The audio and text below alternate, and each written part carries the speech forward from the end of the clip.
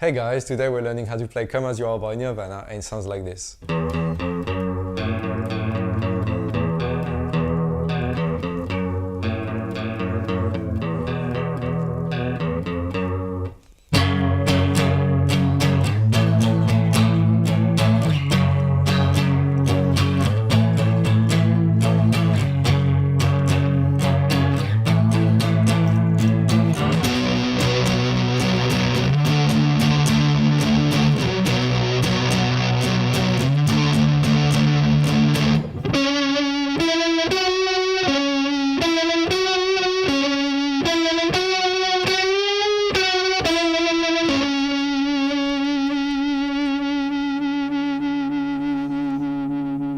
Right, so my name's Franco, and on this Come As You Are guitar lesson we'll be looking at the 4 different parts for that song, which are the main riff that we all, I hope, love so much. Then we'll look at the pre-chorus, which is the strum part, the clean one, the chorus, which is the heaviest part with the distortion on, and the solo that I've just played at the end. Cool, before we start, remember to like and subscribe to our channel, as well as click on the link below to see a full write-up for this lesson. Cool, so let's have a look at the main riff. It goes like this.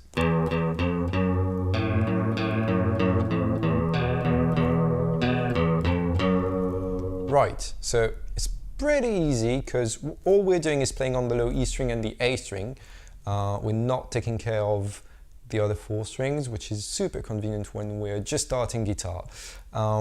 So what I'm doing is I'm playing the low E string twice, open. So I've got literally no finger on. Then my first finger is going to play fret number 1, and my second finger fret number 2 on the same string. As you may notice, my first finger is staying on and my second finger is staying on as well, because we're going to go back there anyway, so let's just be lazy and let's not move too much. So we've got open, open, 1, 2. Then I'm going to play the open A string, back to E string fret number 2, A string again, playing fret number 2 of the low E string twice, back to 1, and back to the open string. Okay, so we get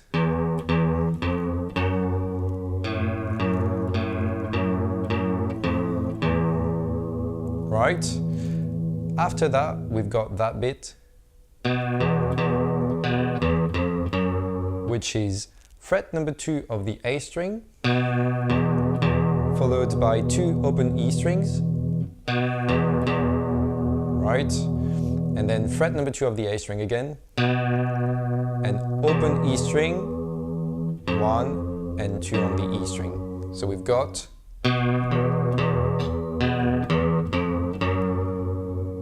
alright, and these last 2 notes that I've played, these 2, are actually the beginning of the next riff we're starting already.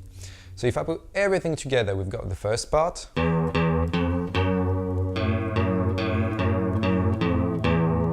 the second one. Back to the first part with these 2 notes.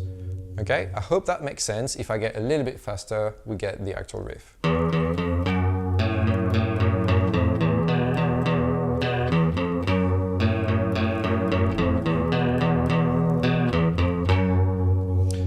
Cool. So about the right hand, I get a lot of questions during my lessons about what to do on that song with the right hand. It's hard to say what Cobain was doing live. I watched a lot of videos. I'm a big fan, and it's really hard to say what he was doing. What I would do, and what I would say to beginners, is just play downstrokes on the low E string, upstrokes on the A string. If you do that, you'll get the right sound, and it should feel pretty natural.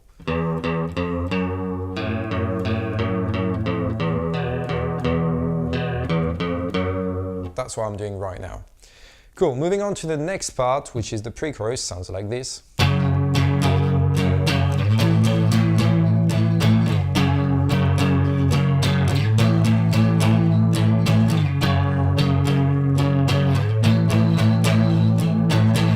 Cool, so what I'm doing is I'm playing 2 different chords. I've got F sharp 5 and A5. So a 5 means basically that we're playing the root note of the chord and its 5th.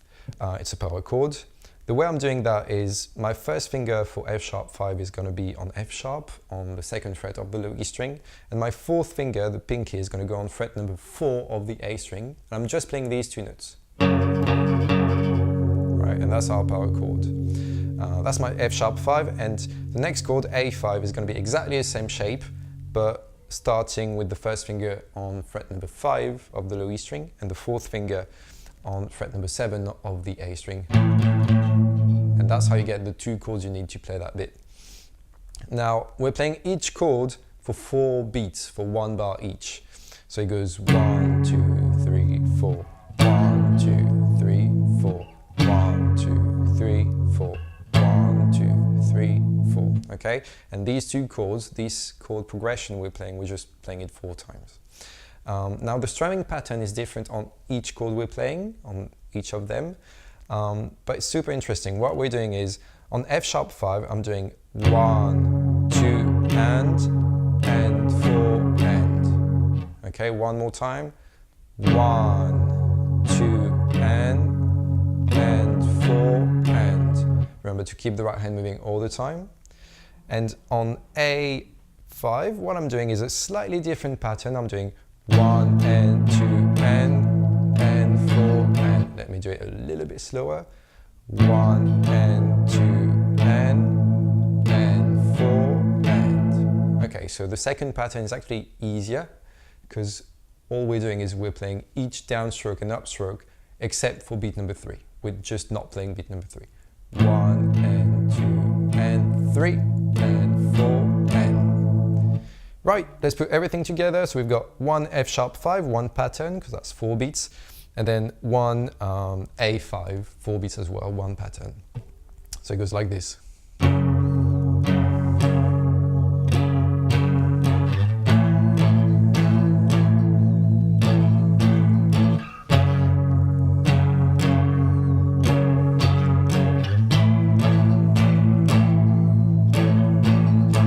If we speed up,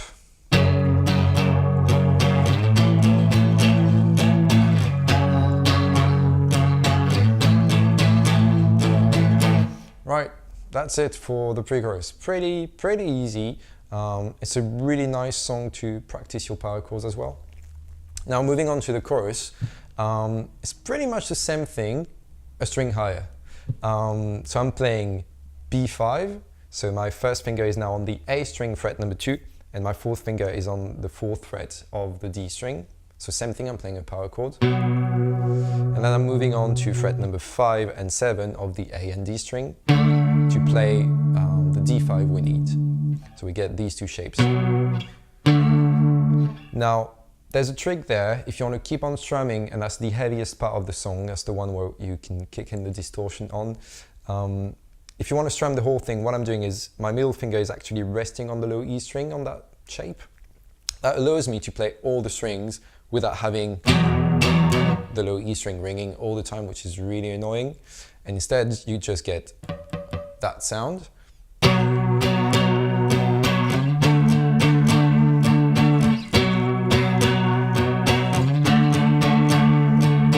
Which is a lot cleaner. And yeah, it's the same patterns as we've seen on the pre-chorus. So I'm doing on B5 1, 2 and 4 and 1 and 2 and 4 and, right, exactly the same patterns. But let me turn the muff on.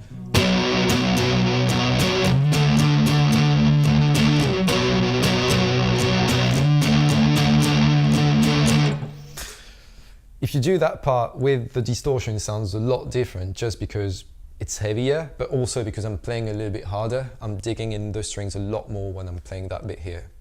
Cool, so we've got the riff, the pre-chorus, the chorus. Let's move on to the solo. The solo goes like this.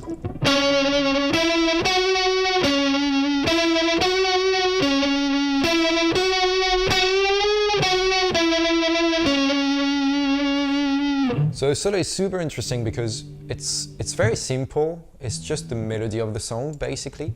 What we're doing is we're playing over shape number 2 of the pentatonic scale in the key of F sharp minor. For early beginners, you don't need to know that. It's fine. You can still learn it. What I'm doing is My middle finger is on fret number 6 of the G string. My first finger will go on fret number 5 of the B string, and my third finger on fret number 7 on the same string, on the B string. And it just goes 6, 5, 7.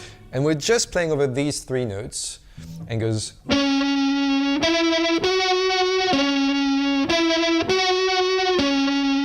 Right, so the melody is pretty simple.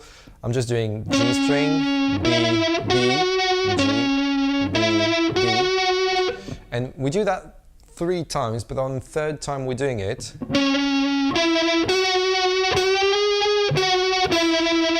I'm doing a bend on fret number 7 of the B string. It's a full bend, so I'm trying to reach the sound of 2 frets higher. Then I'm going back down, playing that note again in the original position this time. Moving on to the first finger on fret number 5 of the B string, hasn't moved. And finishing on fret number 6 of the G string. So if we put everything together, we've got the melody twice. And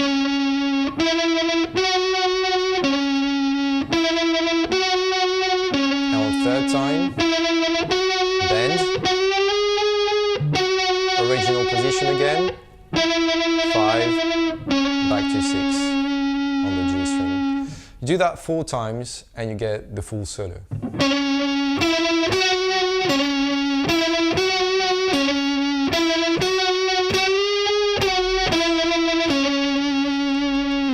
Now you may notice I'm adding a lot of vibrato to this solo. I'm going to turn the distortion off, but basically I'm just trying to make it sound a bit messier, that is.